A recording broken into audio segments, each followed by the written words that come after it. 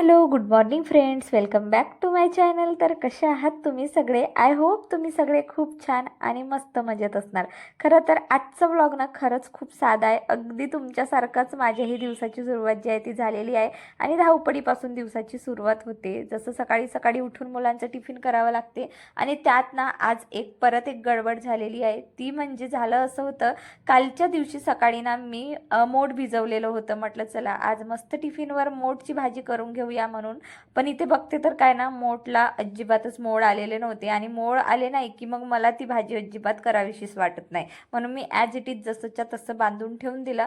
आता फ्रीजमध्ये बघते, म्हटलं वेळेवर आता कुठली भाजी जे फास्ट होईल आणि शक्यतो म्हणजे कालच्याच दिवशी मी भाजीचं आणलं होतं त्यामुळे माझ्याकडे एकही भाजीचं कट करून नाही आहे. आता मला असं झालं होतं की भाजी कट करा, फोडणी द्या, यातच ना बराच वेळ चालला जातो आणि कितीही लवकर उठून स्वयंपाक आवरलं तरी मग शेवटीचे जे मुलांचे स्कूलचे 2-5 मिनिट जे आहेत ना ते धावा धावा करा करामध्येच जात असतात. सो आता पटपट पटपट इथे भेंडी कट करून घेते. आता म्हटलं चला एक ट्रिक ट्राय करून पाहते. सो मी अशा सगळ्या ज्या आहेत ना भेंडी अशी लावून घेतली आणि माझ्याकडे हा असा मोठा चाकू आहे. सो त्यानेच मी इथे नाही का एक साथ म्हणजे 5-6 तरी भेंडी इथे कट होईल तसं मी इथे करण्याचा प्रयत्न जे आहे ते करत आहे. आणि झालं असं होतं, चिवचं तर म्हणजे काहीच टेन्शन नसते, पण वेदांचं असं असते की मम्मा माझे सॉक्स कुठे आहेत, माझे इनरवेअर कुठे आहेत, माझं शर्ट कुठे आहे. आणि खरं तर चिवना खूप समजदार आहे. म्हणजे काय करते ना, ती स्वतःचं तर पूर्ण तिचं युनिफॉर्म काढते, तिचे इनरवेअर, तिचे सॉक्स, आय कार्ड, बेल्ट सगळं ती बेडवर काढून ठेवते आणि सोबतच वेदांचं सुद्धा काढून ठेवते. म्हणजे अंघोळीला जायच्या आधी हे 2 कामं ती स्वतः करून घेते. त्यामुळे मला तेवढं काही म्हणजे लोड येत नाही माझ्यावर. सो त्यानंतर ना मी इथे भेंडी कट केली. आता ना मला याच चाकूला जे आहे ना मला वॉश करायचंच नाही आहे, कारण आता याच चाकूने मला कांदा टोमॅटोसुद्धा कट करायचा आहे. आता इन्स्टंट आता हा ना भेंडी कट केल्यानंतर खूप म्हणजे असं चिकट झालेला असतो. तुम्ही पावशी यूज करत असेल तर ते, नाहीतर चाकू यूज करत असेल तर. आता यावर ना खूप सोपा उपाय ना, आता लगेच याला वॉश करा तेवढं तामझाम करण्यापेक्षा ना मी एक टिश्यू पेपर घेतला आणि नॉर्मल टिश्यू पेपरनी पूर्ण हे नाही का चाकू असं छान पुसून काढलं, म्हणजे मला नेक्स्ट टाईम यूज करताना बरं पडते.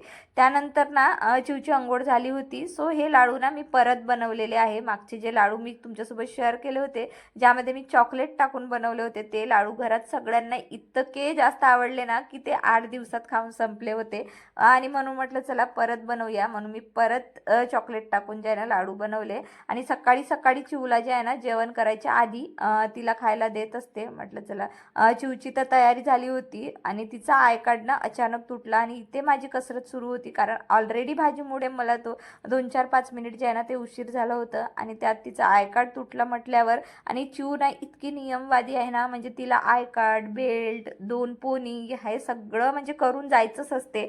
एखादी जर तिची वस्तू अशी मिसिंग असली ना तर ती डायरेक्ट म्हणते की मी स्कूललाच जाणार नाही.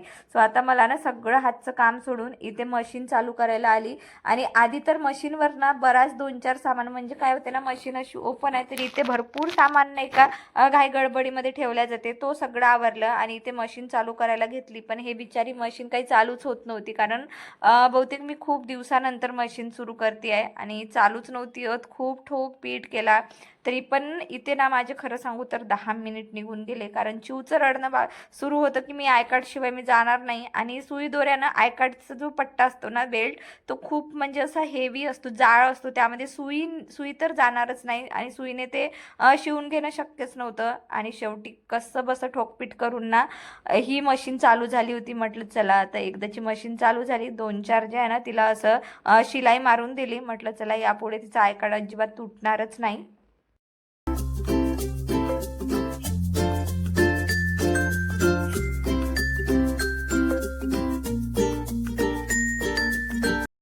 आणि चिवचं तर काही नाही, ती लवकर रेडी होते, पण वेदूला ना बापरे त्याला इतकं ओरडावं लागते की बापरे, एखादा ढपाटा पडल्याशिवाय ना तो ऐकणारच नाही. आणि सकाळी सकाळी त्याच्या मागेच 2-4-5 मिनिट निघून जातात. करणारे लवकर, होऊ देणारे, हे शब्द रिपीट रिपीट त्याला बोलावे लागतात. पण तो ना म्हणजे त्याला असं वाटते की चला होते होते सगळं होते, आरामशीर होते, म्हणजे त्याला काही तेवढं म्हणजे सिरियसली नाही आहे तो.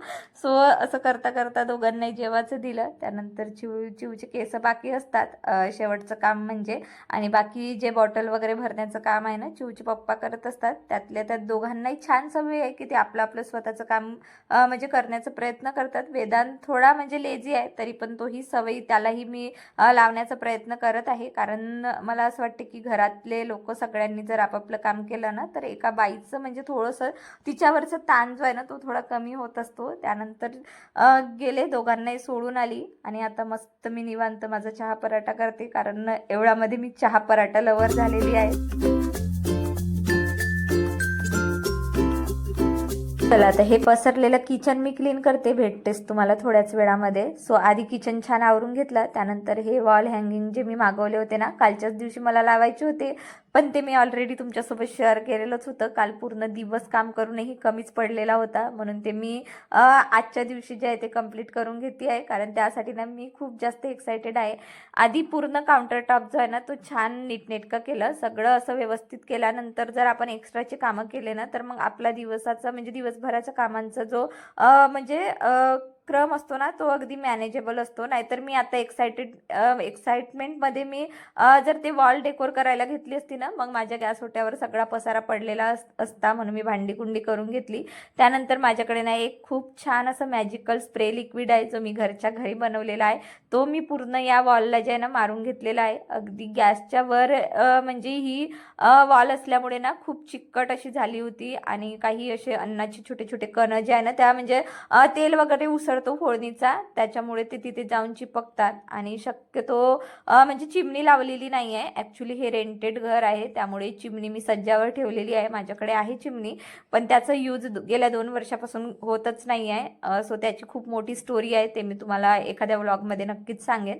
त्यानंतर एका स्क्रबरने पूर्ण आधी ही वॉल जी आहे ना ती घसून काढली. अगदी खालच्या बाजूने वगैरे जेवढं जेवढं म्हणजे तेलाचे छोटे छोटे जे काही म्हणजे बुंदे उडले होते ना ते सगळं असं मी घसून काढली. त्यानंतर एका कापडाने अशी पूर्ण पुसून काढती आहे. आणि हा मायक्रोसॉफ्ट म्हणजे फायबर क्लॉथ्स आहे, याने ना अगदी क्लीन छान पुसल्या जाते. म्हणजे कधी कधी काय होते ना एखादा कापड आपण यूज करतो सो तो एकदा पुसल्यानंतर ना तिथच्या तिथेच सगळं पसरत असते, पण या कापडाने ना म्हणजे असं छान पुसलं ना एकदम क्लीन होऊन जाते. सोबतच गॅस सुद्धा माझा होता पुसायचा, कारण काउंटर टॉप क्लीन करताना मी गॅस आणि गॅसच्या खालच्या बाजू जे आहे ना ते पुसायचं ठेवलेलं होतं, कारण मला माहितीच होतं हे आता थोड्या वेळाने परत पुसायचंच आहे, म्हणून डबल मेहनत कशाला घ्यायची, म्हणून ते तेवढं मी बॅलन्स ठेवलं होतं. आता पटपट पटपट हे पुसून ना माझे एक काम आहे जे खूप महत्त्वाचं काम आहे, ते म्हणजे काल मी मोड भिजवलेली होती सो त्याचं पाणी मी काढून ठेवलेलं होतं.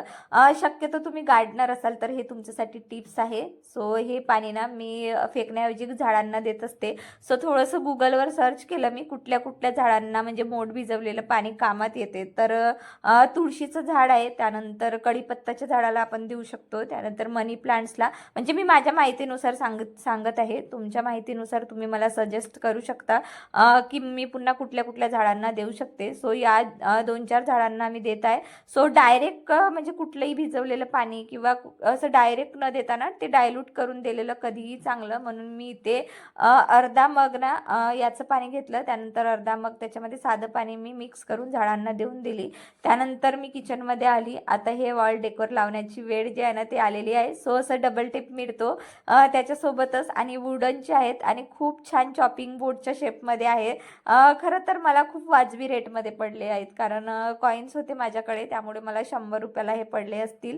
आणि 100 रुपयामध्ये मी माझं म्हणजे स्वप्न जगत आहे असं मला वाटते, कारण प्रत्येक बाईचं कुठे ना कुठे स्वप्न असते की माझं किचन असं असलं पाहिजे, माझ्या किचनमध्ये तशा वस्तू असल्या पाहिजे किंवा असं डेकोरेटिव्ह असलं पाहिजे. आणि एखाद्याचं बघितलं आपण की कुणीतरी आपलं छान मस्त किचन डेकोरेट करताय तेव्हा आपल्याही मनामध्ये असं येते की आपलंही असं म्हणजे किचन जे आहे ना आपणही असं डेकोरेट करू शकतो. सो हे वुडनचे आहे, इझिली आपण घरी पण करू शकतो. जर तुम्हाला आर्ट अँड क्राफ्टमध्ये इंटरेस्ट असेल ना तर तुम्ही घरी पण म्हणजे छान शेपमध्ये म्हणजे कार्डबोर्ड कट करून ना त्याच्यावर छान नाव वगैरे देऊन त्याच्याने पण डेकोरेट करू शकतो. सो मी आधी केले होते, ते जुने झाले म्हणून मी ते नवीन ऑनलाईन मागवलेले आहेत मिशोवरून. याची लिंक हवी असेल तर मी डिस्क्रिप्शन बॉक्समध्ये देते.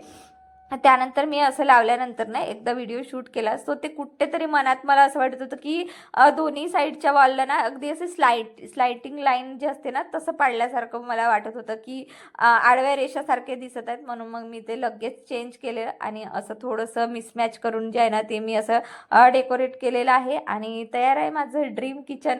सो खरं सांगू तर माझं ना माझ्या घरच्या बाकी रूमपेक्षा ना किचनवर खूप जास्त प्रेम आहे. म्हणून मी शक्यतो माझ्या आयुष्यातला अर्धा वेळ ना किचनमध्ये जात असतो.